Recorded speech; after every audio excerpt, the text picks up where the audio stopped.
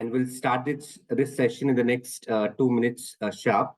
So by 7:05, we'll start the session and take it forward from there. So thank you for your patience.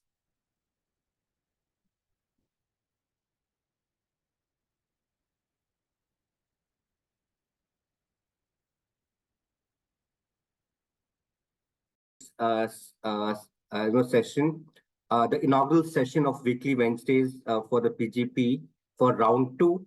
We have had a lot of sessions in round one. This is the first session we are having for round two, and this is a series, first among the series of sessions which we have lined up for you over the course of this round. The deadline for which is 8th of December. And in this round today, we have a panel of our alums and we'll be interacting with them. The agenda for the session is we will be first introducing ourselves. We'll then have a panel discussion where we'll discuss some pre-sent questions which you have filled as part of your registration processes. We'll once we have we are done with those questions, we'll open the floor for the audience to ask questions. So as audience, you can raise your hands. We'll unmute you and we'll ask your questions either to a specific alum or to all of them or to one of us in the admissions team. So before we start, let me introduce myself. I'm Amit Tyagi. I'm the Associate Director for Admissions at the Indian School of Business, and I lead the PGP and the PGP While admissions team. And with me is my colleague Kaushik Rai, and he's as the regional manager for admissions at Indian School of Business, again for both PGP and the PGP While. And today we have three alums with us, from different backgrounds who are part of this panel, who will be answering a lot of your questions that you have, a lot of queries that you might have in terms of the ISB experience, why ISB, how to prep for ISB, what are the benefits of the alumni network post ISB, and so on and so forth. And we have Shreya, we have Harshit, and we have Prabir from different locations to different parts of not even the country, different parts of the world. So Prabir is joining in from London, Shreya is joining in from Bangalore, Harshit I think is in Delhi. And let's start by having a brief introduction from each one of them. Shreya, let's start with you. Why don't you tell us about yourself in terms of your current experience and prior experience before joining ISB. Sure. Hi, everybody. I'm Shreya. I'm from class of 20. I majored in strategy and marketing. I have cumulatively about 8 years of experience across industries. So pre-ISP, I was in strategy consulting. Post-ISP, 2 years, I continued in strategy consulting, but post then I've mostly been on the influencer marketing side. So I've been working in social commerce and now advertising. So currently I'm working with Amazon as an ad sales manager. Very excited to talk to all of you. Thank you for having me here. Amit, you're on mute, sorry. Thanks, Shreya. Prabir, would you like to go next? Sure. Thanks, Amit. So, hello, everyone. Like Amit mentioned, saying hello from London. Bit of it's like a chilly afternoon here at this time. So, quickly on my journey. So, I'm a graduate of the PGP class of 2021, and I have been a management consultant post that. And more recently, I have transitioned into an entrepreneurial role. Starting with, so I have basically a registered entity in the Middle East, and currently I'm looking to expand operations in Europe, starting with UK. The line of products that we work with, starting with the marketing solutions, both the ATL, BTL, digital marketing. And from there, we ventured into technology transformation, digital transformation, and currently working in the cloud strategy as well as AI strategy space, including the generative AI functionalities. So exploring that aspect. And totally, I have a work experience of 12 years. So I went to do the PGP course when I already had about 9 years of work ex with me. And before ISB, I have been into operations, manufacturing, and business excellence kind of roles. And I think there is a lot of pivot that has happened from my pre-ISB to post-ISB experience, and I would be happy to share that experience and answer any queries in that regard. Thank you. Thanks, Prabir. One request, Prabir. I think your voice is a bit low. If you could just increase the volume a bit, I think that's the feedback I got from the audience. So maybe by the time you ask the next question, maybe I think we might want to increase the volume a bit from the I think microphone or something. Yeah. Sure, sure. Yeah, I think now it's Harshit, again, glad to see you and me after a long time. I think it's been a while since we met. So please, introduce the audience. You come from a very diverse background, and all three of you are from very diverse backgrounds. So let's hear it from you, Harshit. Yeah, thanks, Amit. Always good seeing you. Yeah, hi everyone. My name is Harshit. I am from PGP class of 2020. Before MBA, I did my undergrad from NIF Delhi, and I was working in the fashion retail segment of Aditya Birla Group for 5 years. Post ISB, I joined Nykaa in the category team, and right now I'm leading the category and buying vertical at Lenskart. So yeah, I mean, being from fashion background, so you do get some brownie points when it is related to ISB. Obviously, ISB has been an amazing journey, and for all of us, I think the people who are there and people outside this call also, it's always a pleasure talking about how ISB has really made a difference to our lives. So it's always fun. It's always pleasure talking about ISB, and yeah, looking forward to the conversation. Yeah. Thanks, Shreya. Thanks, Prabir. Thanks, Shreya. So very diverse panel today. And my first question, of course, is to the panel is in terms of why ISB. So when we talk about ISB's PGP 1 year program, it is known for providing its cohort a career transition or pivot in their careers. So I would want to understand from the panel what were their aspirations, what were the pivots that they were looking at, considering that all of you had a significant experience before coming to ISB, and what were your aspirations in terms of choosing ISB over the other options which you would have had at the time that they were applying to ISB. So Ashit, let's start with you. Yeah. Sure, Amit. Before ISB, I was working in Aditya Birla Group. I was there in the same company for 5 years. I was having a great time. I was absolutely loving my work. I was having a great growth. But when I was looking around in the industry and within the organization, I saw that most of the people who were coming, who were there at the leadership level, a lot of them had a management education. And when I spoke to my seniors and people in the industry whom I looked up to, one thing which I realized, to have a faster career growth, maybe a master's degree would be required. And that is when I decided that I would pursue an MBA.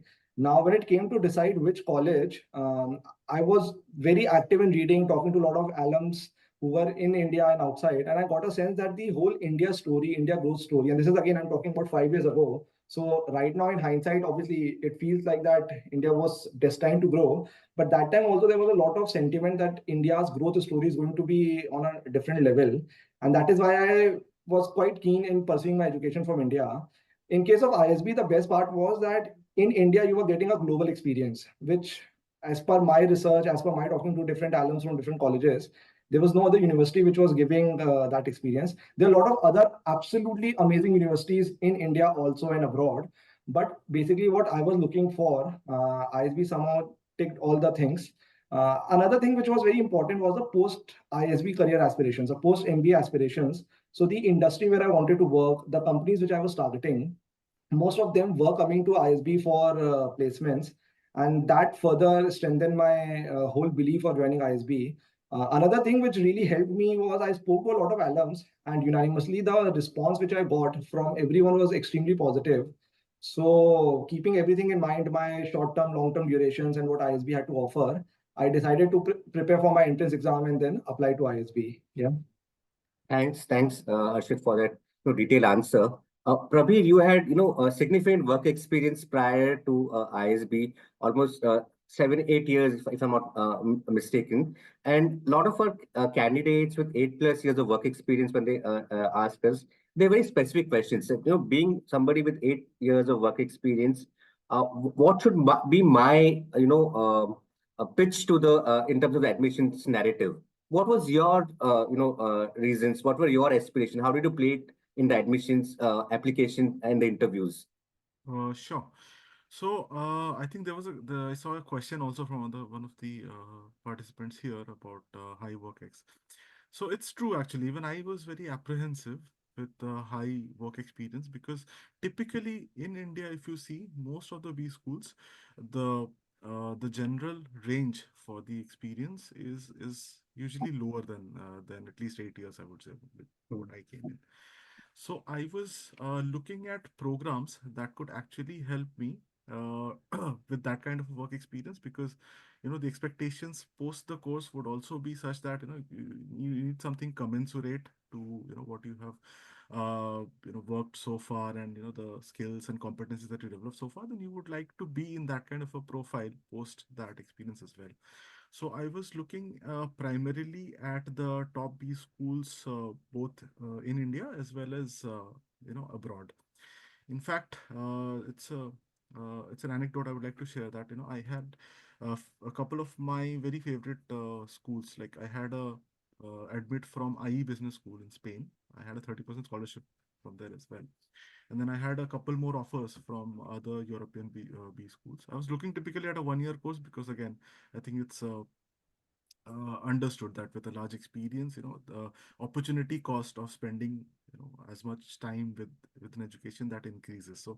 Uh, with high experience, I think I was looking at a shorter course, which would give me the same amount of pedigree as well as the grooming that I would require for the next step in my life. So 1 year was something. I had good admits from quite a few European B schools. But I think what made me choose ISB is the fact that, one, that it is undoubtedly, I would say, one of the best, if not the best, within India. And secondly, it's the way the ISB program is thought of, so everything, right, from the curriculum to the student grooming. In fact, I would say, to a large extent, the way the people think at ISB, including faculty, professors, other staff, and everyone, that thought process is of a very high standard. And it's a global standard, I would say. Whenever I interacted with anybody, in fact, I remember I was having I was participating in similar sessions at that point of time. There was somebody called Aritra who used to conduct such sessions in my city. There was another Amit Abrol who I used to get in Yes, he's touch still with, there. yeah, more Yeah. frequently. So I think what made me take this decision is the way these people think, and that's something which is, very innovative thought process. So ISB, I would say, is by far, at least 5 to 10 years ahead of its league when we talk about any business school. And I think the graduates that ISB grooms is not just for India or the Indian subcontinent. I personally know alums who have, achieved a lot, going abroad in the US, UK, in Europe, Australia, anywhere you go.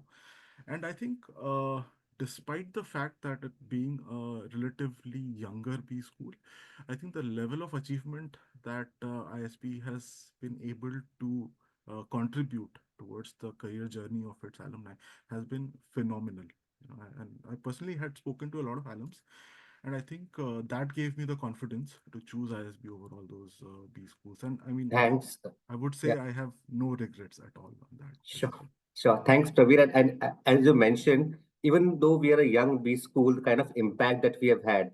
Recently, we were ranked number 6 in the LinkedIn, rankings, which was conducted as per the progression criteria, and we were ranked number 6 in the world in that particular parameter as recently as 2 months ago on that. And this, despite being a very young B school, having just 23 odd batches graduating till now. Shreya, over to you. What was your aspiration? Why did you? I'm sure you would have a lot of other choices also coming from the background and looking at your aspirations. What were your criteria for choosing ISB? Sure. I come with relatively less experience when I joined ISP. I was just under 3 years. I was probably, I might relate with some of you. I was a very confused child in terms of what I want to do, what I wanted. I don't know, after college, do I want to do an MBA? Do I not want to do an MBA? So I continued with the most white collar job there exists in strategy consulting. 3 years working there, I realized that, okay, this is something I enjoy doing. This is something I love doing, particularly in the consumer retail space. But just with 3 years of experience, it was very difficult to transition into corporate strategy as a maths graduate. I did not have the experience to back me. And then I started looking for MBA options. And pretty much like Prabir said, I looked at global options. At 3 years, the world opens up for you. But I realized that the kind of experience I would get at 3 years in foreign colleges, be it HEC or INSEAD or anything else, they value a little more experience. They want people with 5 years, 6 years, 7 years. ISP was pretty neutral like that. So you could have 2 years of experience or you could have 10 years of experience. You come in with the same sort of grooming, your applications are considered in a similar manner. You're given the same opportunity and all the other criteria I think the team has mentioned. That was number one for me, that okay, you're treated equal no matter the years of experience you have under your belly. Second, I think I had researched about the faculty, and there are so many amazing professors that come teach at ISP globally. Some of them I think are still there. Professor Deepa Mani is like one of my idols of all time. I still follow her work. So I feel that the kind of faculty that ISP has, so the amount of learning you have in class and out of class is just amazing. You go to talk to so many professors. I think I'm still in touch with a lot of them, understanding what the latest courses that they're teaching, what can I learn from them. Third, what struck me is the lifelong teaching option that ISP offers to its alums. So I've been using it offline, keeping my personal connection with professors, but there's a formal course that all of us can use lifelong. Fourth and my favorite is the alum community. I think it is such a strong community. In my 5 years, 4.5 years since graduation, it's never happened that I've reached out to any alum, any designation, and I just said, "Hey, I'm from ISP class of 20. I needed some help." People have responded. My favorite anecdote is once I reached out to somebody in Google. He's extremely senior in Google. I was very, very shy that he won't respond or something. 5 minutes into my message, he responded. He understood my profile and he was happy to give in a referral. It worked out in a different way, but I was so excited to see the opportunity this alum network opens up for you. And finally, I think cherry on the cake is a very beautiful campus. Hyderabad and Mohali, both of them are such beautiful campuses. So I think cumulatively, all of this helped me apply, go ahead with the decision. And as Prabir said, the entire process, when you apply the info session, then the admission interviews, the entire process is so helpful, so nice that you feel welcome from the day you put your application in. And literally, I think till then, it's been 4 years since I've graduated. I still feel like I'm a part of the school. So I think that sort of a connection is very, very important and very nice. So yeah, I think cumulatively all of this helped me decide. And I think there's never been a day I've ever thought that, oh, if there was a foreign school, I should have applied. I am very glad with my choice and I advocated strongly to anybody I speak with. Thanks, Shreya. Some very pertinent points there. The faculty, the lifelong learning part, the alumni community. In terms of faculty, also we have a very unique model that we follow. We have a resident faculty across both the campuses, but we also have visiting faculty members from all over the world, all top universities, and they come for a complete term and teach a complete course. This ensures that you learn from the world's best faculty members right here across the two campuses, be it from INSEAD, be it from Kellogg, Wharton, and so on and so forth. And of course, Deepa Mani is phenomenal. She's now also the Deputy Dean for programs. Now we get to learn a lot from her as well, in terms of daily work as well. So, of course, a lot of pertinent points. Now, Shreya, next question is also for you. Since you were somebody who had just 3 years of work experience when you joined, and a lot of people at that experience point have an option to also take up a lot of other 2-year programs. And I'm sure that's also for Prabir and Harshit, but for somebody like you, there are a lot of other options in India where people prefer the 2-year programs. So why did you, or how did the 1-year PGP appeal to you over a 2-year program? Did it make any economic sense, financial sense, or in terms of academics or learning? What's your take on that? I think I have a very financial/monetary answer to it. Even though at par, it seems like we are paying a lot more for the PGP course at ISP, the opportunity cost is lower. Like I'm here in school for 1 year, I'm joining the workforce back a year after that. So I have a faster track to grow and learn. So that was like the math I ran.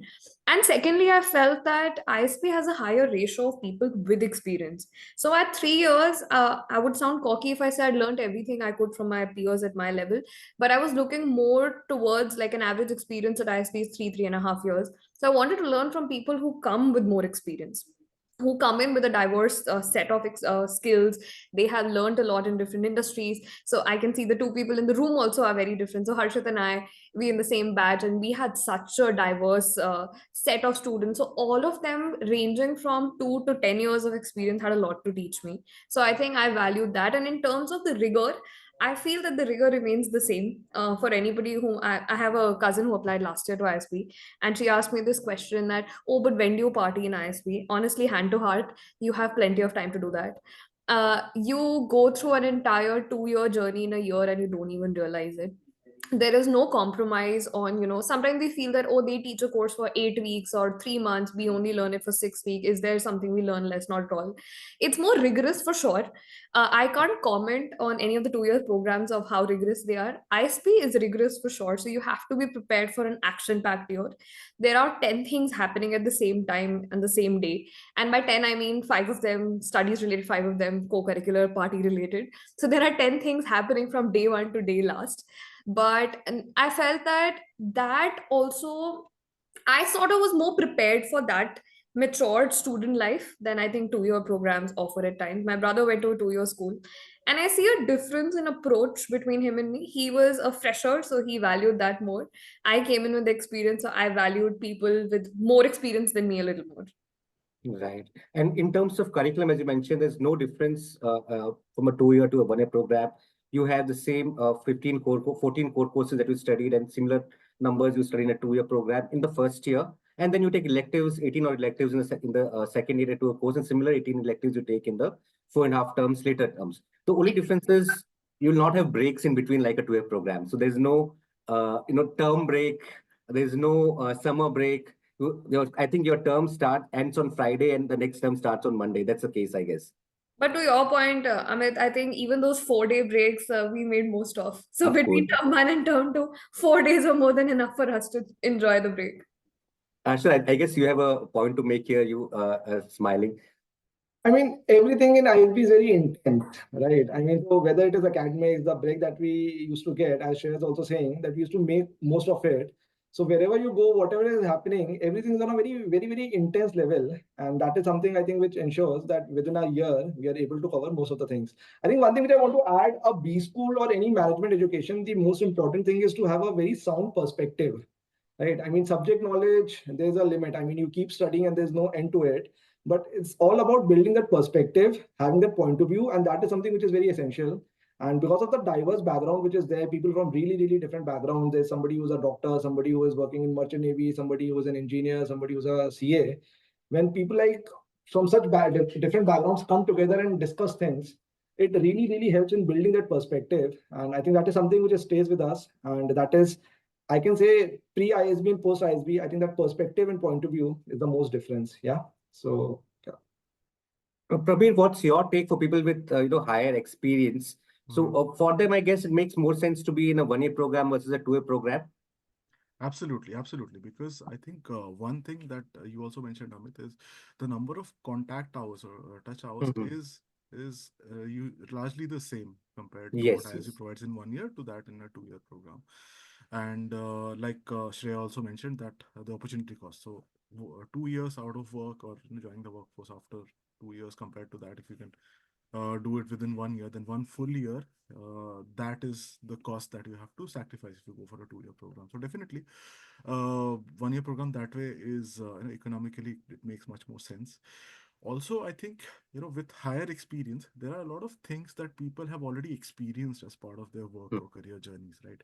So, so for them, it might not take that much time to imbibe some of these concepts. So it's like, I understand, if somebody is a fresher, they might take some time to get into the depth to understand certain concepts, but with experience, people can quickly relate to them and the time is shorter. So that way also, I think it becomes very much valuable because, then you are not actually feeling that, okay, you don't have to wait for, certain concepts to get over, or you don't actually need that much time.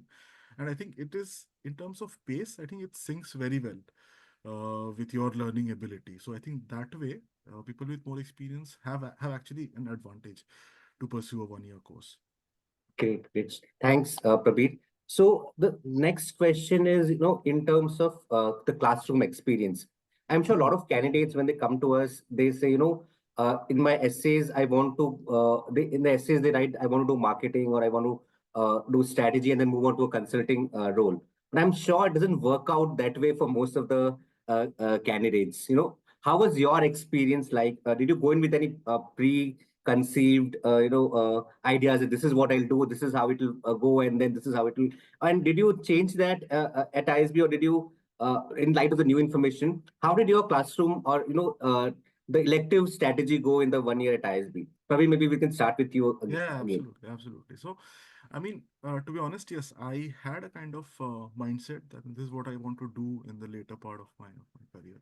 But within ISB, when I got into the classrooms, as you said, and I met with my peers and I learned from their experiences, it kind of helped me fine tune the overall ambition that I had. So I probably had an ambition of working in a particular domain or particular industry, but then what kind of problems I would be solving, what would it take, the stack that would require to solve those kind of problems, and then what is the need of the market at that point of time, and use cases of how that those things are done. I think those are the things that got added to that vision and helped me really streamline that exactly where I want to be. So I think this is another good thing, that people with work experience, they already have an idea. I mean, at least if not about what you want to do, at least you have an idea about what you don't want to do, right? So that helps you narrow down your choices, and say in terms of placements also. So I was very particular about which companies I wanted to apply, which roles I wanted to apply. So that way, I would say I was rather picky at that point. But I think that's a good thing, because then you don't have to spend your efforts on each and everything that comes your way. You have done some exploration in your past work ex. Now you have a rough idea of where you want to be, and then you can use this classroom experience to really carve out your specific path, and then you just focus and apply on that route. So I think that way it has definitely helped.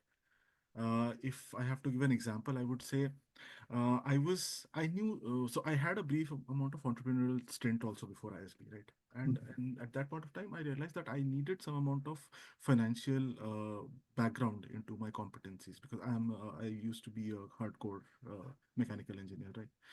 So I knew I had to learn finance, but within finance, there are so many different aspects, what to focus on, what to prioritize, which area is, something that I would like to take up in my career. So I could decide that. And then out of these 17, 18 electives that we had, I took almost 12 finance electives.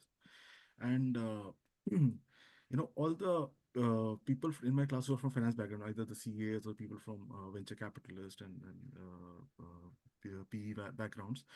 So they actually helped me a lot to grasp those concepts, and help me decide on which courses I should take, what are the aspects that I should focus on. And so I stayed away from all the courses that were on, say, trading or equity markets and things like, or wealth management for that matter. I focused more on financial modeling, valuation, and things like that. So I could carve out that part. I still had almost 11, 12 electives to do that. And, with all that efforts, I actually scored straight A's in all those electives, despite having zero background in finance. So I think ISB, it doesn't only give you the rigor, but I think it also takes care of you to ensure that you succeed within that rigor.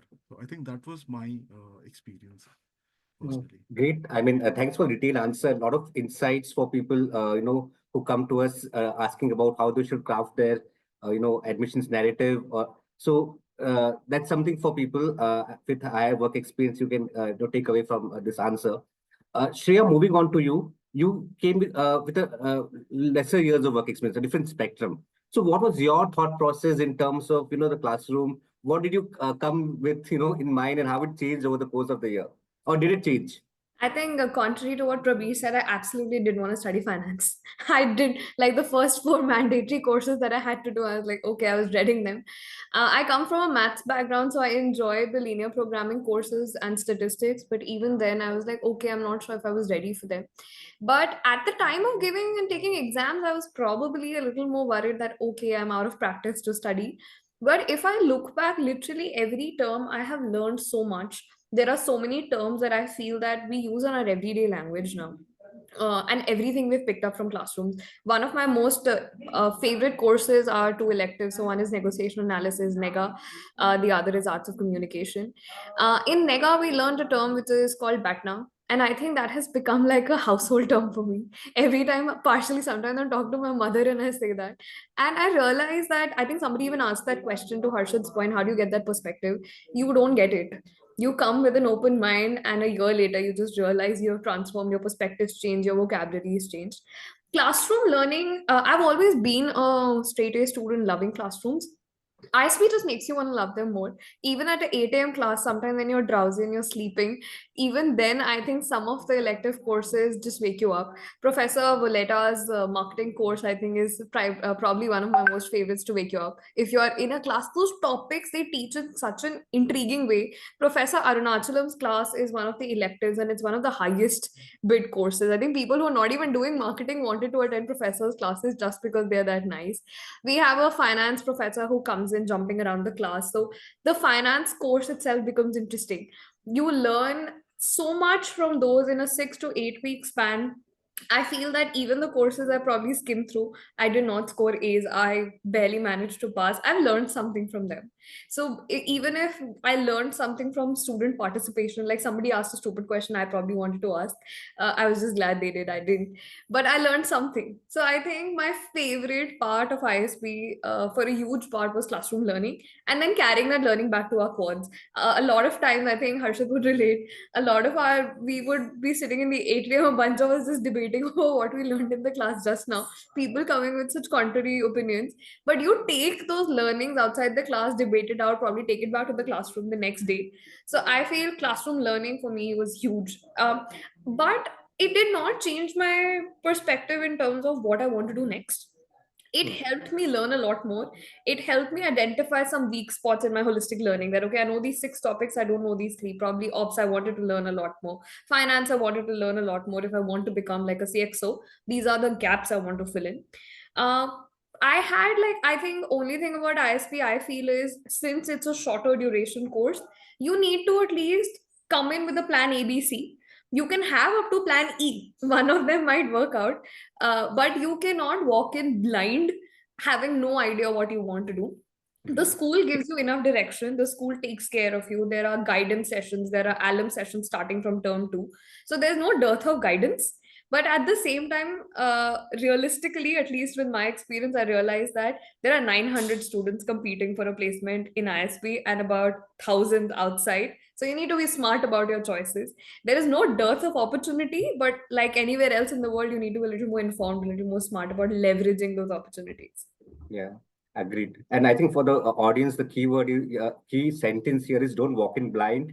Do a research prior to coming in. At least know what you're getting into. And there's no dirt, as she mentioned, about for guidance. There's that teams out there to guide you, but you have to make the best use of them. There are 900 students. Ensure that you get the right guidance, get in the right learning to the classrooms. And Harshit, over to you. Since you come from a different background, NIFT, I'm sure the classroom experience would have been quite different from your undergrad.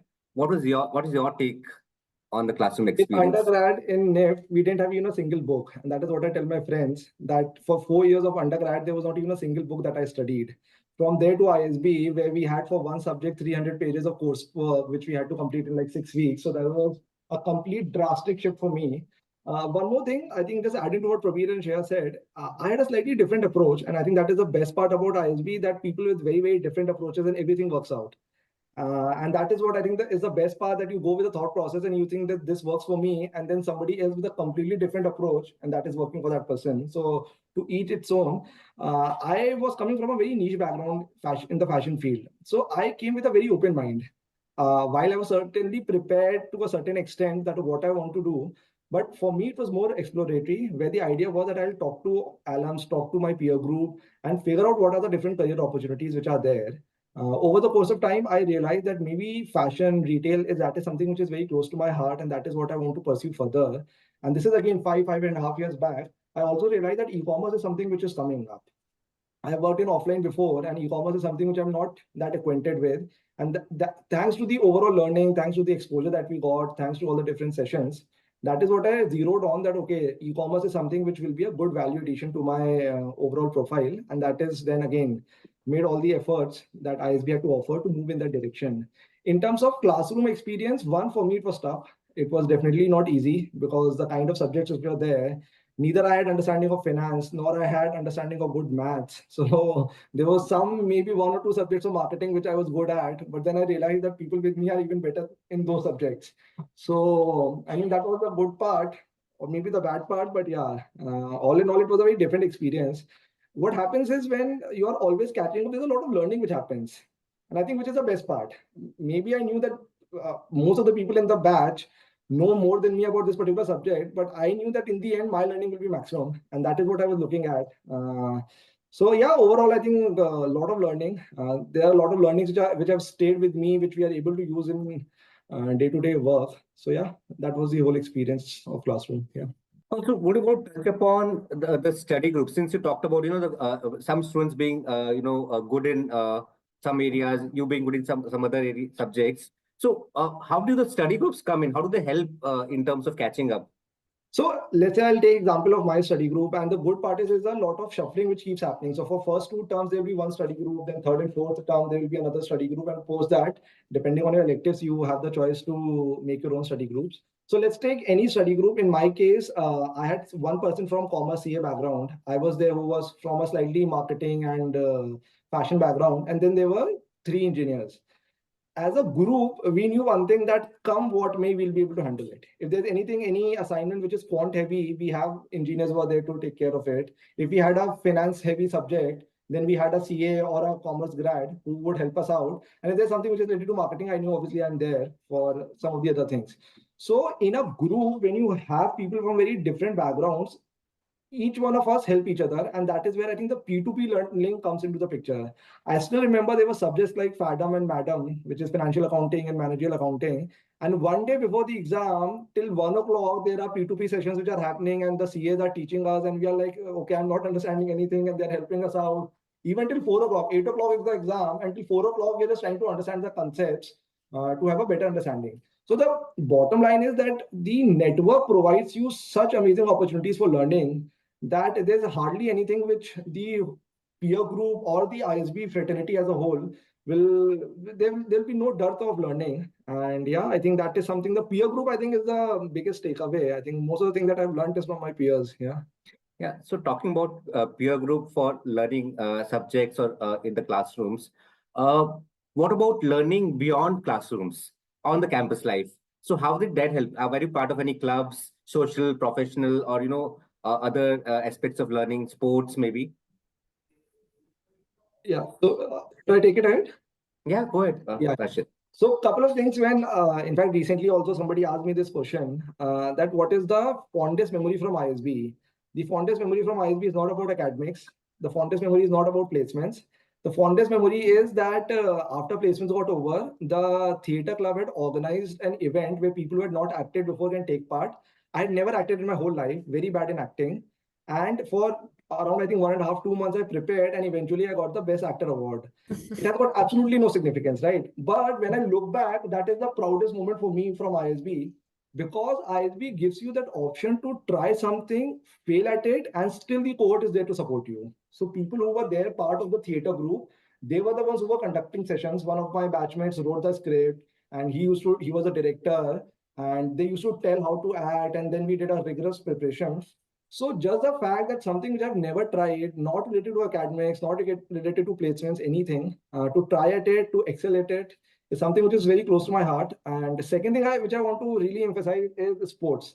I think I was the fittest when I left for ISB. When I still look at my photos, I really, really feel bad that what has become now. But I used to play for 3 hours every day. 1 hour tennis, 1 hour squash, 1 hour badminton, or some other sport.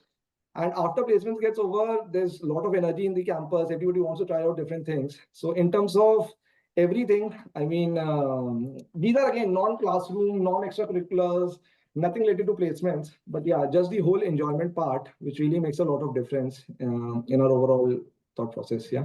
To add to Harshit, I think I was one of the most enthusiastic student out there. I really wanted to do anything and everything that existed on campus.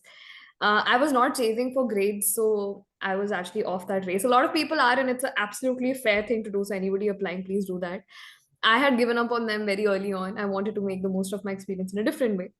I participated in, I think I was a part of multiple clubs. I was in the dance club. I used to participate in all the events. I used to be a MC for multiple events. I competed. I joined Advaita. I joined ACA, meeting those families. I volunteered for Shadow CEO, but then backed out. But it's a wonderful experience for anybody who gets those sort of campus learnings. ISL and Solstice are two of my closest memories from campus. And to Harshit's point, I think ISL is closer to me. ISL has built, it's like a lifelong community. It's a Indian ISB Sports League. So we call it alum. It's like a mini IPL that we host. So we have auctions, we have teams, we have bidding. You play games. There's a winning team at the end. It's a whole lot of shebang. I was the alum coordinator of my year, and honestly, till date, my closest friends are from ISL. My husband to be is from ISL. I met him via ISL. So I think that community that ISL builds is so strong. Out of class experience in ISP, if I can say, is an out of body experience in itself. So you come with a curriculum mindset, and I think if you call 100 alums today, all 100 of them will define a different story. Even if four of them lived in the same quad, four of them will have a different story of how their year went by or how their quaddies year went by. So I think there is just so much to do there, so much to learn, so much to gain.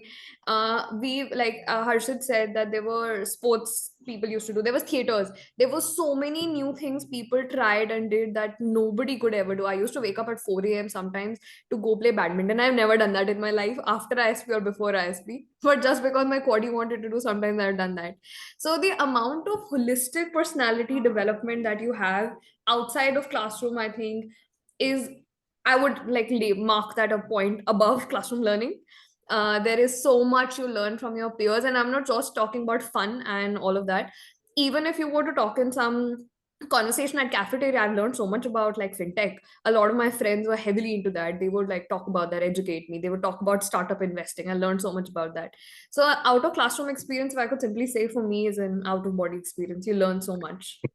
I mean, we know we keep talking about the ISB out of classroom experience in your info session, but nobody could have put it better than you, Shreya, I'm sure, and Harshit, of course, you. Prabir, what was your take on this? What are your experiences Yeah. like?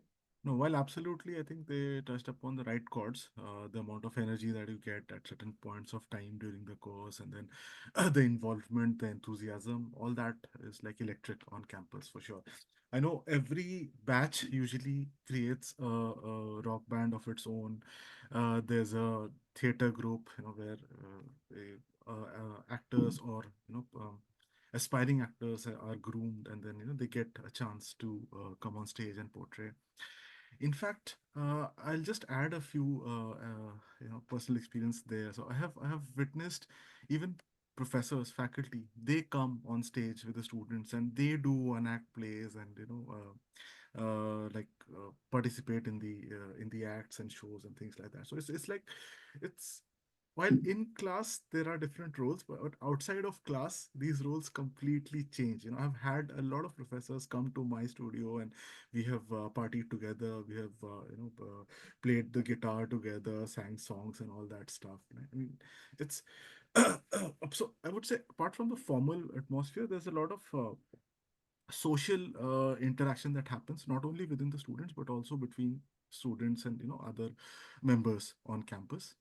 And then apart from these social clubs, there are all these professional clubs also. So I think I would say ISP is one of the few schools that take the professional administration of the student life so seriously, and the student council that forms has so much of say into decision making. I think that is one of the best features about ISP, right? I remember we had a very strong student basically representation in the Senate that used to take decisions for how the student life would be, both in terms of the academics, in terms of other aspects of the course during that time.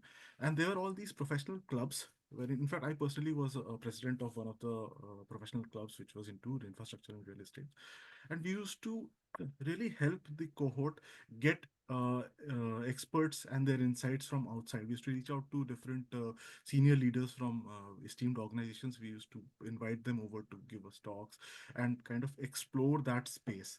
So I think learning for sure, but at the same time, it was a lot of networking and I would say, from the perspective of knowing the companies or knowing the people that work there or what goes behind, I think that exploration was something that added a lot of value to the overall course at ISB. So I think both professional clubs, social clubs, all of these chapters, they do a lot in shaping the personality of once you study at ISB. And then Absolutely. there are Yeah. other a couple more events that happen. So there's Bandhan, which is kind of like an impact-driven initiative, wherein the students as well as the ISP fraternity, they try to help the underprivileged and marginalized society sections of societies. There's this event where we participate and we meet different families within the city of Hyderabad or Mohali that way, and then we try to spend some time with them, maybe visit them, spend a day at their homes and understand the local cultures, their backgrounds and how people live and things like that. So I think it's like Shreya also heavily stressed about. It's a very holistic kind of a learning and grooming experience that you get outside of classroom as well. So yeah.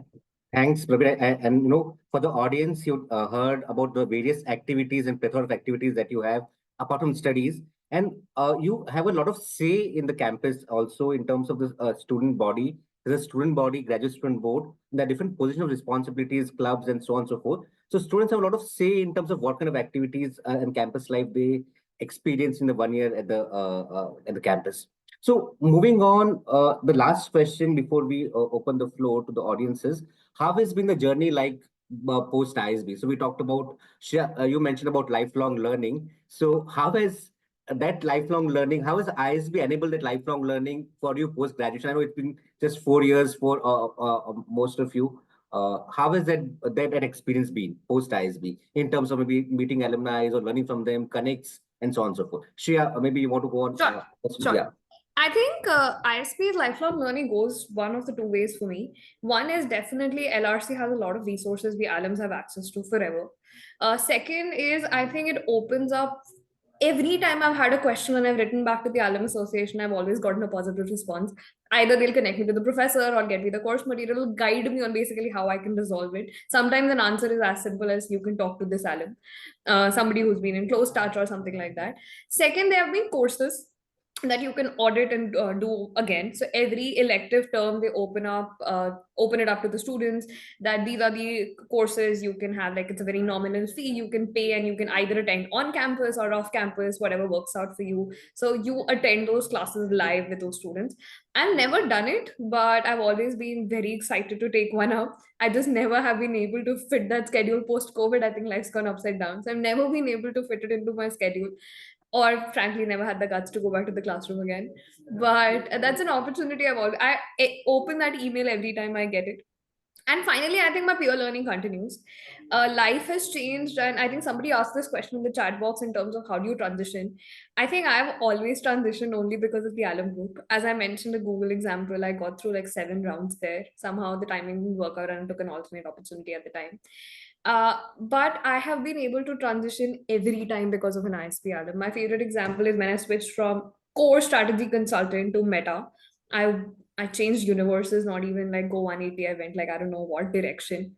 But that only happened because the hiring manager was ISP. And he gave me a shot saying that, okay, I'll at least give you a first conversation since you are from ISP and I like your CV. So ISP at every point has opened those doors for me. Secondly, it's opened doors for me in terms of building my network currently. So let's say I'm working in a space of ad agencies. I just reached out to alum groups and say, hey, is anybody working with these agencies? I had a list of 100. I had to cold search those contacts. I got contacts of 50 just from alums. So my work was cut down by 50%. So I'm constantly leveraging that group. I am super duper active on our alum groups, alum emails. And we have like, and also all of this is not so serious. We share a lot of life tips also. People ask about gardeners, people ask about shoe repair, people ask for sales and deals. People leverage this group in every form and way. Class of 19 started something called as meme SIG, and it continues to go strong. SITs are student interest groups. So every year you can come up with something new, take the due approvals from the board and start it on, have like minimum sign-ons, and then you can continue with it. Meme SIT is somewhere I think all of us born. We share some very interesting jokes, interesting viewpoints, interesting memes, keeps our days light. And I think the biggest strength is we feel connected. I haven't spoken to Harshit, I think probably since we graduated or probably when I met him at graduation. But I think both of us can just see each other in a call like this and still relay that, oh, we were in the same campus, we were around the same people, we had similar stories. So that sort of a bond with that community just sort of keeps going forever. Well, thanks, Shreya. I mean, that's a very detailed answer. Prabir, what about you? What were your experiences post ISB? Sure. So, like I said, so I moved into management consulting right after ISB, and I still do that. But then additionally, I have generated some more revenue streams like setting up my own business and stuff like that. And I think at every step I have always gotten a lot of support and encouragement from ISB. I'll give you again 3 examples. Like during one of my work assignments, I was leading a particular project and I was having some problems, dealing with the overall administration at that point. So there's this person, Shiv. He's the head of SEAL at ISB. So as being part of one of the clubs as the president, I used to have regular interactions with him. So I just reached out to him and said, "See, I know because he's a very at a very senior level and has done a lot of administrative and that kind of work for ISB over the years and has very good grasp on basically managing people and stakeholders and stuff." So I just texted him on WhatsApp and said, "See, I'm having this problem for this particular project. I don't know how to deal with these kind of stakeholders, and what do you think I should do?" And, like, I remember he was at a dinner reception with one of his friends, but then he still took the time out. He gave me a call back and he told me that Prabir, okay, he understood the problem and he said that okay, we'll work it out. He set up some recurring calls after that, and he guided me through that phase. When I actually needed some help. So I think that's the level of commitment that everyone at ISB shares, and I'm really happy that I have such people in my acquaintance, that I can reach out anytime. Same way, I think an example similar to what Shreya mentioned, that people are ready to take a shot at you. So again, being from a purely strategy and execution background, so there was a point when I needed to work on developing a new product, right? And and I knew that I could do it, but then there has to be someone that would take that punt on you because that activity, any initiative is inherently risky and there's funding involved in that. So, but I think it's because of the ISB fraternity and the feeling of community. There was this another founder who decided to take a shot at me and gave me an opportunity to try out that one. I wouldn't say that I mean, it's too early to say that initiative has been successful or not. But then I think the belief or the faith that ISBNs put within their fellow alums, I think that's a big motivation for you to try out different things. At this, so in short, I can say at this stage of my career, I'm not scared to take chances. I know that wherever whatever sector or industry I want to explore, whichever geography I am at, I know that I will be able to do something good with it because, of course, with the knowledge grooming and competencies that I've garnered through this experience and my past experience. But at the same time, I know that there's a large community that I know that I would get some help, in whatever shape or form whenever I need that. Right? And I think the third example would be more again on the community and the social front. So uh, even today, I hold a position of responsibility. So I'm the chapter leader for the UK alumni community. So I conduct a lot of events for them. So professional networking events, social hangouts, get-togethers, picnics, and stuff. So I see that there's a lot of enthusiasm, participation in all these activities, and ISB as an institute supports these alumni initiatives a lot.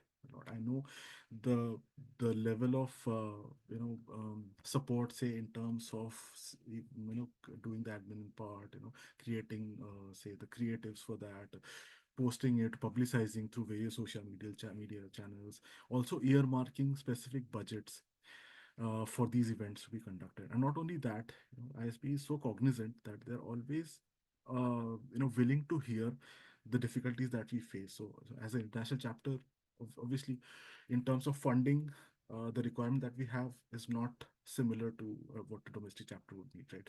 But then, at least with ISB, I know that if I have a problem and I go back and tell the team, at least there's someone who would listen to me and try to do something about it. So I think, and obviously there have been a lot of changes and a lot of support that I have already got in this regard as well. So I think, I would say that these are experiences that actually, give you way more ROI than just, a simple campus placement out of any B school. So I think, yeah, that's what I wanted to add here. Thanks, Amit.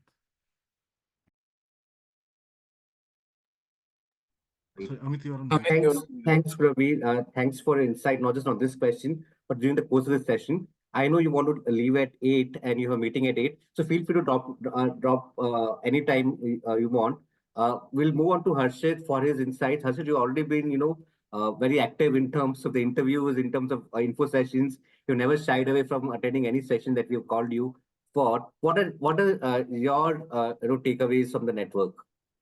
I mean, the first thing which I think Shreya and Prabir have covered a lot of things, and one thing which Prabir broadly touched upon, ISB network increases the appetite to take risks. I think that is something which is the biggest takeaway, that irrespective of what the situation is, you have that confidence that you can take a risk and fail, but that whole network is there to support you, which I think is the most important thing. Another thing is, over the course of time, there will be choices to make, right? People switch companies, right? People move across industries, across geographies. And the good part is that the whole network is so big that irrespective of which company, which organization, which geography, there will be some ISB connect which will be there, and that whole connect will be there to help you out. Another thing is, all of us have been helped by the network so much that we are also obliged to give back. So if anybody is saying that, okay, I'm from ISB, this batch, and I need some help, irrespective of where we are, what we are doing, whenever we get time, it is our responsibility to give it back. And that is what I think all of us are so obliged. That is something which is quite inherent to all of us.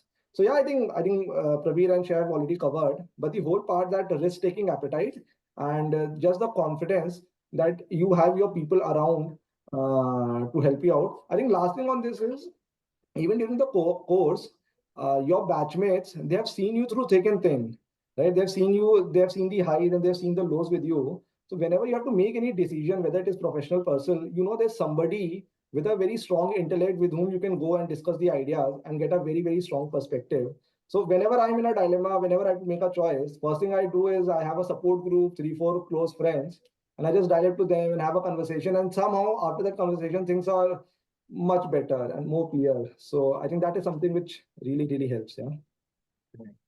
Thanks, Harshit, and thanks Shreya and Prabir as well for all the insights in today's session. So we'll now open the floor for audience to ask questions. I know you have been addressing questions to alums in the chat, but now you can also raise your hands in the attendees section, and I'll unmute you to ask a question live. So please go ahead and feel free to raise your hands. And in the meantime, I'll take a few questions from the chat and maybe ask questions to the alums. I have one interesting question I want to take up, Amit. It says, Sure. somebody says, I'm no doubt ISB is the best, but how can somebody make it to ISB? So what has been the run up to ISB? I think, again, there's not a straight answer to that. There are a lot of applicants. Everybody goes through a different process. I would just say what benefited, and there's two people who asked me this question directly also. Would I change anything in my application process? Absolutely not. I mean, the testament to that is I made it to ISB and I'm here, so probably I wouldn't change anything in my process. But to guide you on what to do there, only thing I would say is do not think that you know it all. You don't. Nobody does, no matter the years of experience you have. Guidance helps. I've been a part of a lot of ISP interviews as well. Sometimes people have walked in and they are reciting a script. That doesn't help. Bring your personality to the table. And anybody reading your application, you have to write 2 essays. So somebody who reads your essay, somebody who reads your recommendation, they can see the authenticity in it. So don't try to fake it till you make it sort of a thing, it doesn't work. The reason being, people are reading through hundreds of applications so they can point out one that doesn't work. And if at all the application goes through, you'll fail through the interview round. Where you have to sit across 3 people and they can see what you're talking doesn't make sense. So in an application process, I'll say I wouldn't comment on the scores and other processes. That I would let Kaushik answer. But be authentic to your essays. Don't copy paste them. Don't chat GPT them. One application process I read last time, it was literally a chat GPT article. And the reason I know it is because the person, and I'm not commenting on language proficiency, everybody is very different and that's not a bar. The person couldn't speak it up. So if he asked them to read their own essay, they were struggling. So that's so evidently not written by them. On the other hand, I interviewed somebody who comes from 12 years of experience working in Tata Steel, and they came from a more rugged operations background. So we didn't judge them for their language proficiency. They were 10x more experienced than I am. I'm nobody to judge their language. We judge them on their skill, how they were able to explain every single thing they did. So you bring in authenticity to the table. Take references, take help. I won't say pay exorbitant fees to consultants. You can take help from alums. A lot of people are willing to help. So when I say take guidance, I don't mean pay consultants. They charge you a bomb sometimes for nothing. Don't do that. Even a consultant written article is a copy paste, which somebody on the interview panel would have seen before, and it doesn't work in your favor. Take guidance in terms of what is reasonable enough to write. Sometimes I feel my pain is really big, but if I put it in a relative thing, it's not. So what we need to do is, and I'm not saying that you shouldn't write your story is yours. Put the right triggers to it, put the right markers to it, define the right way. So seek guidance for that. I took guidance from my boss at the time, which was a very risky move, but he was an ISB alum. He helped me write my essays, and then he's the one who wrote my recommendation finally. So seeking guidance help. So yeah, I think that's in terms of pre-ISP journey, I wouldn't say all of you will get in. I really hope all of you do. All the very, very best. Stay true to your application, ask questions, join more info sessions. ISP admissions team is very, very helpful, very supportive. You ask them a correct GMAT score, they can't give you an answer. You ask them the right experience, they can't answer, because honestly, they don't bar you on that. They need to see at a holistic profile. So bring in the unique self, and I think you have a stronger chance of getting in. That sounds like a philosophical answer. I'm sorry, but that's the true state. That's true. Perfectly true. Ankita, you have a question. You can ask your question live. Hi all. Can you hear me properly? Yes, we can. All right. So thanks to the entire cohort for giving us more details regarding the ISB and the journey that you guys had over there.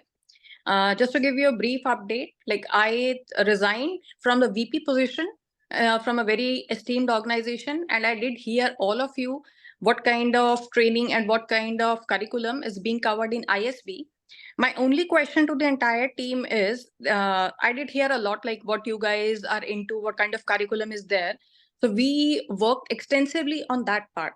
So my only motive to take up this course is that I want to go ahead in my career progression part. What difference this course will bring in my career profile? If anybody can share any of the details, that would be helpful. So, okay. What difference PGP will bring in your career profile is something which I think, Ankita, you have to think through and answer in the application process. We don't know your current work ex. We don't know why you want to do an MBA. We don't know, what your main goals are. So there are 3 questions you need to answer right now. What are your current skill sets? What skill set you think you want to acquire at through an MBA or through at ISB specifically, and what are your career goals that will enable those skill sets, the career that those skill sets. So that's something for you to decide and you to take a call on. We cannot give you the motive to do an MBA. We cannot give you, tell you how this course is going to help you. We can give you a broad idea in terms of how this course has helped people earlier prior. Maybe you can look at getting in touch with alums who have come to ISB after 14, 15 years of work experience, or come to ISB with senior level work experience, such as yours, and then move on to other areas. A lot of such examples, a lot of such, so many people with their motivations to do an ISB MBA. But specifically for you, it's, I think, difficult for at least me to answer why or how this program will help you. Maybe Harshit, Shreya, you might have a different take on this. I mean, I mean, if we say anything right now, we have very limited understanding about Ankita's profile. And I think that needs a slightly longer discussion and a conversation to exactly know that what she's bringing to the table and then how can the course can help. So anything that we say right now would be slightly primitive. I think Shreya can take it, yeah. I was about to say the same thing. Like, I don't think it will be fair for us to answer that, Ankita. Even if we were to guide you, that guidance might be very, very hollow. So I would recommend connecting with somebody at length, discussing your profile, discussing your aspirations. Most importantly, profile is just a part of it. What are your aspirations and where do you want to get? First, you need to be at peace with that. Then discuss with somebody and then discuss your best course of action. And quitting your job, honestly, personally, I feel post-COVID world, that's not something that is held against anybody anywhere. Yes. That's a very normal scenario now. People take breaks due to personal reasons, health reasons. Sometimes, I think, as Kaushik also mentioned, you just need to explain the gap of what you were doing, but you don't have to explain the gap in saying I took a mental break. Doesn't matter. I hope it answered your question, Ankita. At least the guidance found guidance. I mean, yeah, it was answered partially, but Yeah. just to give you a brief background about my profile, I'm a techno-functional manager with good 15 years of experience in banking domain. Ankita, what we can do is maybe you can connect with me after this call. We'll share details. Kaushik will share our LinkedIn profiles, and we can set up a call with you maybe sometime tomorrow or day after to discuss this in detail. Maybe over a 15-20 minute chat with you on a profile. That will make more sense than try to answer this in 2-3 minutes on this particular platform. I'm absolutely fine with that. Thank you. Sure.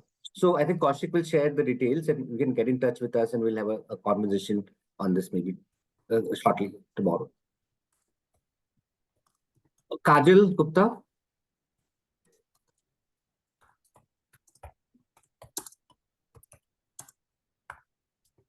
Kajal, go ahead. You can ask a question.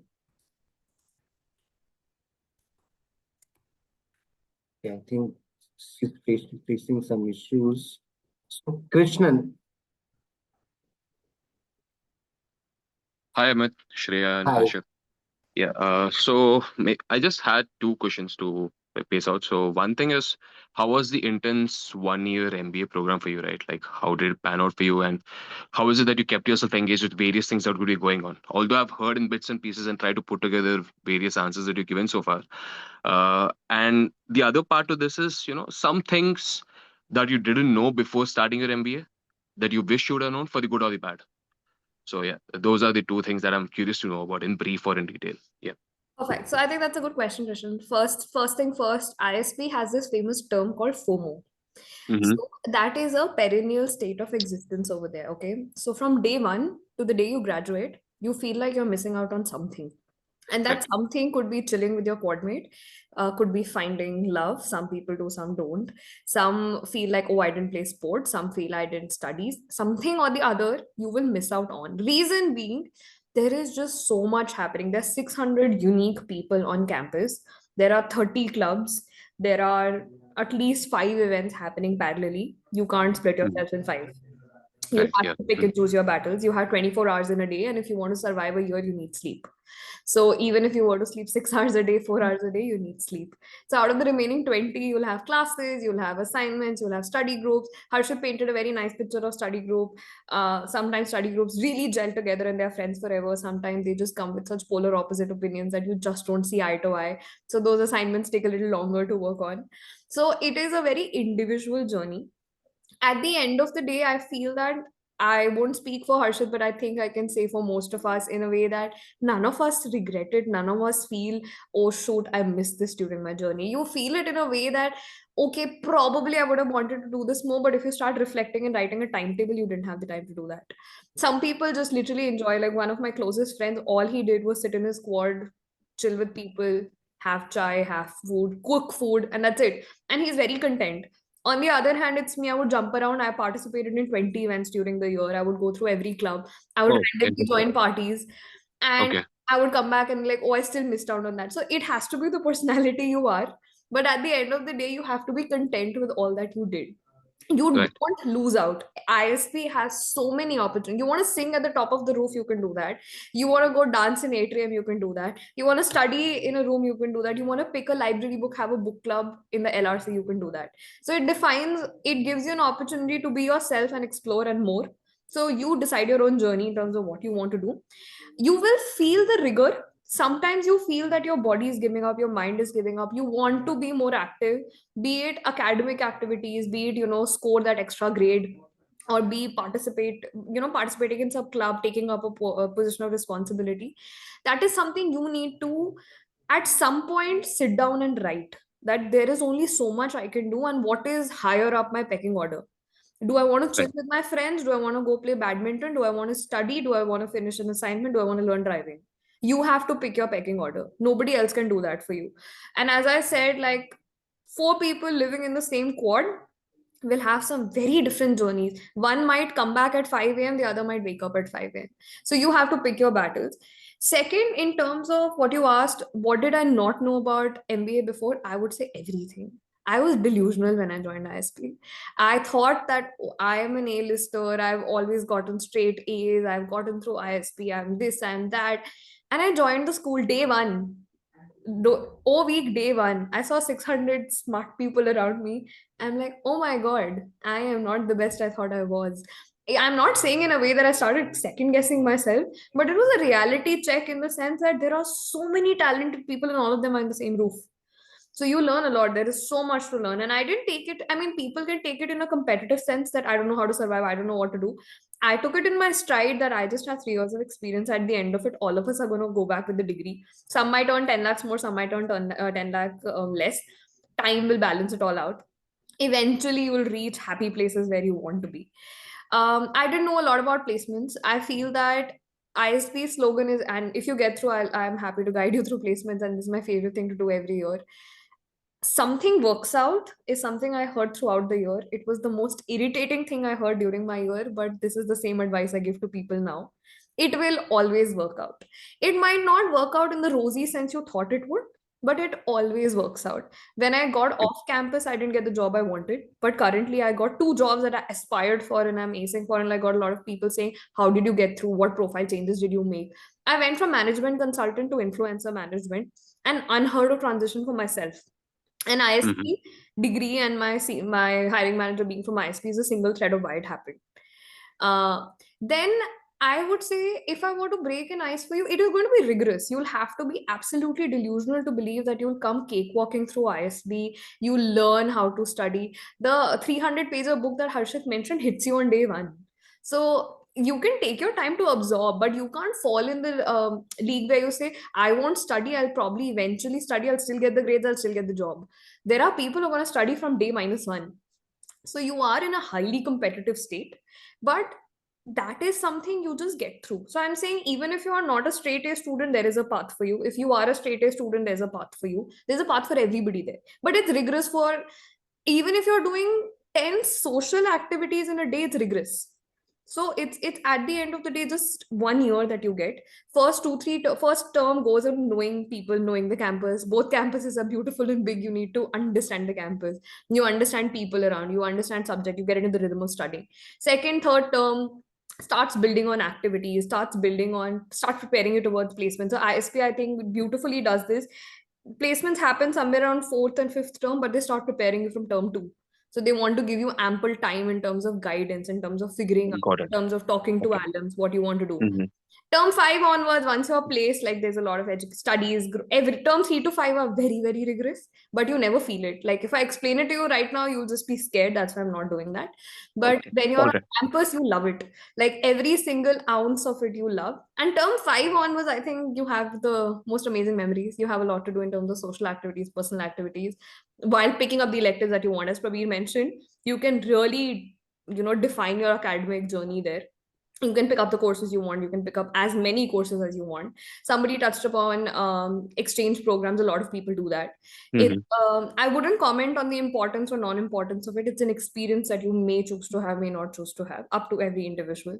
You have an option to change campuses. People actually come from Mohali to Hyderabad, Hyderabad to Mohali, individual choices. There are things Mhm. like shadow a CEO and all of that. A lot of really fun stuff. So it's rigorous. Day 1 to day 365, you would have lived 2 years in one. So you're not losing out on anything at all. But if you walk in thinking it's a cakewalk, it's not. Like, if you think you want a relaxed year, that won't be it. Got it. Thank you, Shreya. Harshit, you have the same take on it, or else how are your views on this? I mean, just one thing which I want to add. I mean, you are asking that some of the things which we are not prepared for. I think academics is something which, and again, not pertaining to only this question, but if Mm-hmm. anybody is slightly more prepared in terms of academics, I think it will help. Specifically for somebody like me who's coming from a very diverse background, who was not an engineer, who was not a CA. I think if some focus can be given on academics before joining ISB, I think it would help. But that is again too early right now. There is still some time for it. But yeah, just being prepared for academics would help a lot once you're there on campus. Yeah. Got And it. for that also, I think Christian ISP gives you two preparatory courses for finance and stats. So before you join, there are two modules that they mandatorily have to be completed by every student before they join. So I mean, they're tough enough. You still have to study, to Harshit's point. You have to be prepared for them, but they guide you in some way. Shreya, you are from maths background, so the course was Probably. easier for you, not for me. Since some people Probably. from a very diverse background, I think the academics was tough. And I think that was one of the things which I was looking forward to the course from. I mean, the academic learning. And that is why I feel that being slightly more prepared just gives you that edge during the program. Yeah.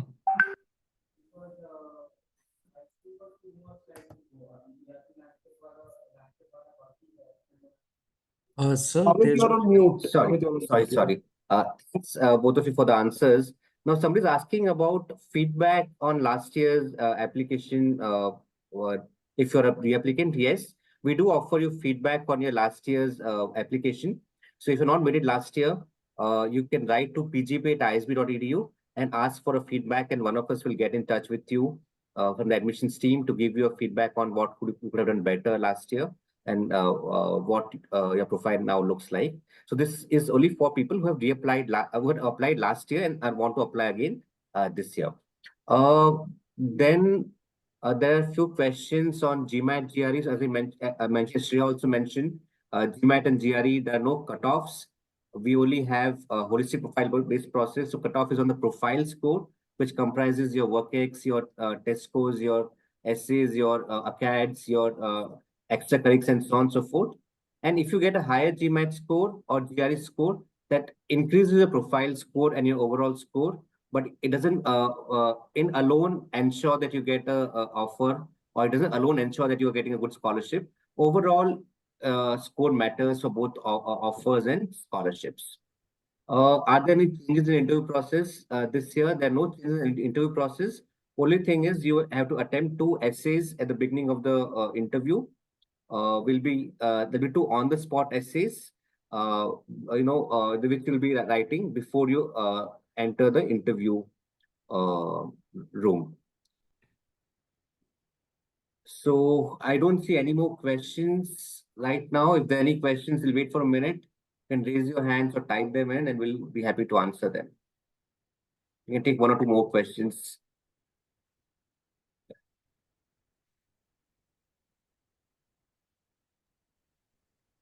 Does applying in round 3 reduce the chances of getting a scholarship? No, it doesn't. The scholarships and the chances of getting an offer are same across the 3 rounds.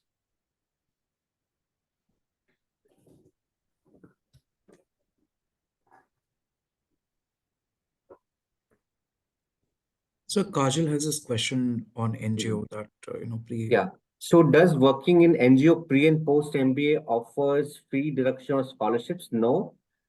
We do not offer a scholarship basis working in an NGO prior to ISB.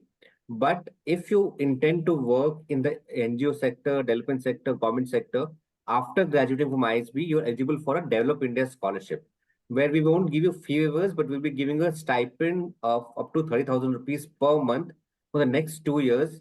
And this is to encourage you or incentivize you to work for the development of the country and the society and the communities that you are part of, so that you don't forego, so that we compensate you for the salaries that you forego by not working in the corporate sector. So that's one option we have for people who intend to work in the impact sector post ISB. But there are no fee waivers for that. It's as a stipend for per month stipend that we offer.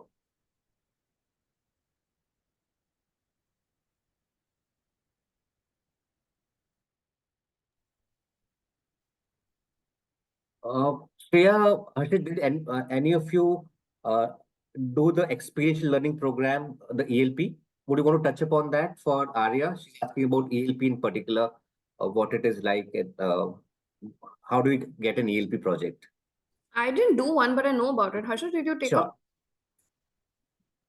No, I also didn't take. I did pro bono, so yeah, probably we can Okay. share whatever we know. You Yeah. can go first. Yeah. Sure. So ELP is, I think, in my humble opinion, all suited for people with lesser experience.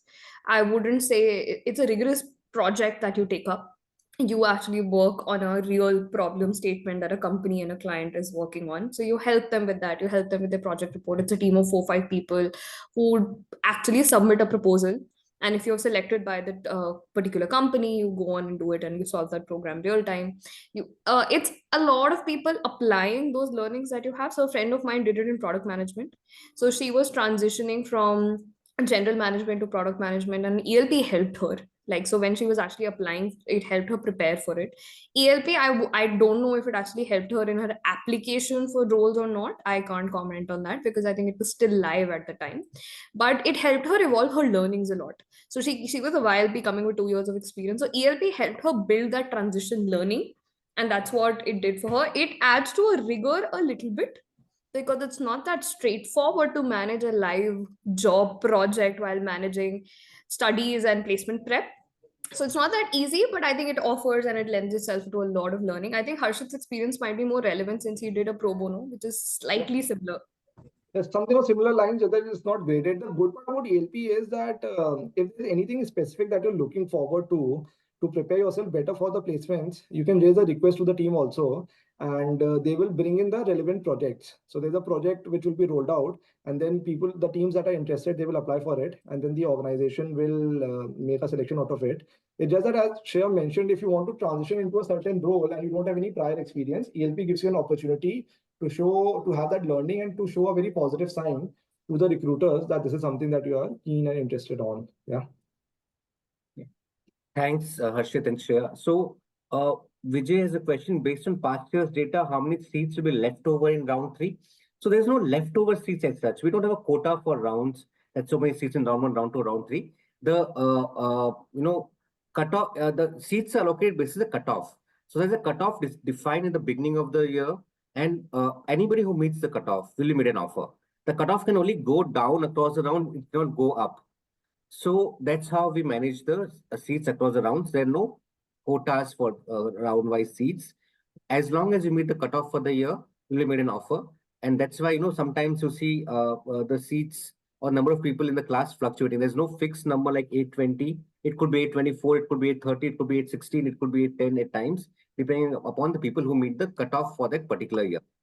So there are also a couple of questions around the experience part, that people who have 0 to 1 or 2 years of work experience, which is a better program for them, whether they should apply for PGP YL or whether they should apply for PGP.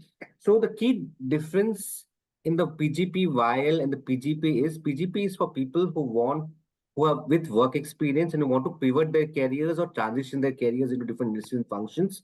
They've worked in a particular sector or industry, while PGP YL is for people who want an accelerated management career. So if you're sure right now, if you have 0 to 2 years of work experience, you're sure that you want to go into management field in a particular area, let's say finance, marketing, or so on and so forth, then I think go ahead and apply for PGP YL. But if you're working right now and you want to continue working for some time, and then maybe look at transitioning your career with some transferable skills from your work experience, then PGP is for you. So last question of the day we will take from Krishnan. Go ahead, Krishnan. Last question. So I took some time to just scout around Harshit and Shreya's LinkedIn profile. So so my only thing right now, so just a brief background is like I completed my undergrad in 2022. And just because of my discovered interest in business UX as such, I somehow hard worked it and got into product management, somehow into a space which definitely interests me, and I stuck around for close to 2.5 years at this point.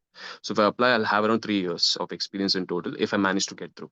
So what I wanted to understand more was now, compared to Shreya and Harshit, they had varied levels of experience by the time they applied to ISB. So I was just curious as to now, of course, the class expansiveness in terms of experience will be quite varied, right? So what are certain nuances that, the both of you try to bring about, or how is it that, within your 3 years of experience or 4 years of experience compared to your 10 years of experience, that, you try to have it stand out much better to have you cut through? What do you think that, helped you? I mean, it So is I very, think this. yeah, it's very important to add how you will be able to contribute to the learning of the cohort. And that Okay. is not dependent on the number of experience that you have, the years of experience that you have, because then there's somebody with Hmm. 2 years of work experience would be hard to compare with somebody who has 10 years of work ex. But the Right. most important part is how you are adding to the learning of the cohort. That is something which is very important. And second, to know for yourself and to also convince the school that how does that 1 year course fit in the larger scheme of things. So for your Okay. application, these are the two very important things, right? Because people with different experience will be there. But one, how is ISB relevant for you? How it will help you achieve your long-term goals? And second, how you are able to add to the learning of the cohort, which is absolutely independent of the number of years of experience you have. Yeah. Got it. Krishnan, to that, I just have one point. I think if you're asking that question, you should think about what Harshit just said. Years of experience don't define your personality. You could be standing Agree. in front of a CEO and talk to them in a very unique way because you are you. There is Right. nobody else who comes in with your experience not just in the workforce but your experience at life, right? You don't Hmm. have the same experience as your twin sibling probably. So I would just say what distinguishes yourself is your distinct personality and how you bring it aboard. Sometimes I would say that, as we say, I might seem like I have a very generic profile. I don't seem unique. What I need to do is figure out what are the unique aspects of me, to what Harshit said, that I help others with. I was really, I mean, I was a math grad, but I wasn't helping anybody in statistics per se. But I was helping people. Like I used to do a lot of social activities. I taught my entire class to dance in a week. I think that's how I made the most friends.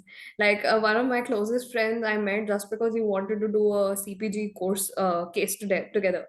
I love social media. I'm obsessed with Instagram. He comes from a very core product experience, and we took one other friend who comes from a marketing experience. Three of us worked on a case together, and they are my bestest friends today. And I met them on campus while walking. Three of us were discussing, hey, I know this, you know this, can we do a case together? So, what you bring to the table is what stands you out. Great. I think no more questions. Uh, Feel free to reach out to us, the admissions team, for any questions related to admissions or any other aspects of your application journey. With this, we come to the end of the session. Thank you, Shreya. Thank you, Harshit, for taking time out for this session in the middle of the week, and sharing such wonderful insights with the audience. And thank you, audience, for staying back till the right till the end of the session. We look forward to seeing you again on the next weekly Wednesday session. We'll take a break for next week for the festive season and come back on 6th of November with another interesting session. We'll keep you informed of the same, and wish you all the best. So thank you once again, Shreya, and thank you, Harshit. Any Thank you last so words much. for the audience? Thank you so much. I would just wish all of you luck, all the very, very best. ISP or wherever, I hope all of you get success in your respective career journeys. You can reach out to either of us. You can reach out to Alum Office. You can reach out to admissions team. I think most of them will be happy to help you. So yeah, all the very best. Just last thing, that this whole admission process, it will be tough, but believe me, it will be worth it. I mean, the amount of effort that you're going to put in, a few years down the line, you will be just so thankful that you put in the right kind of effort. So it will be tough. It is definitely not going to be easy. The whole process is not, I mean, it can be intimidating. It can be overwhelming at times, but definitely worth all the effort. Yeah, so I'm wishing everyone all the best. Yeah, thank you. Thank you.